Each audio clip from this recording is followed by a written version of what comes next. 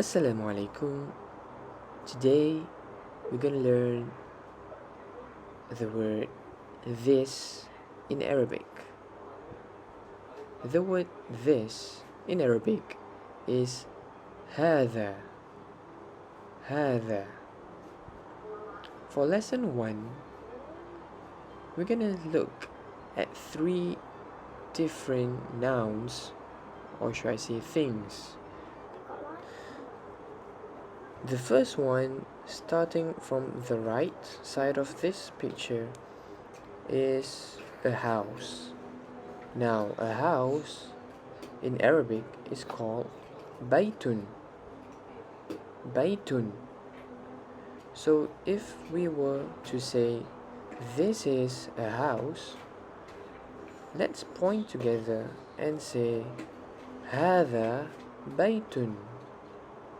هذا بيت.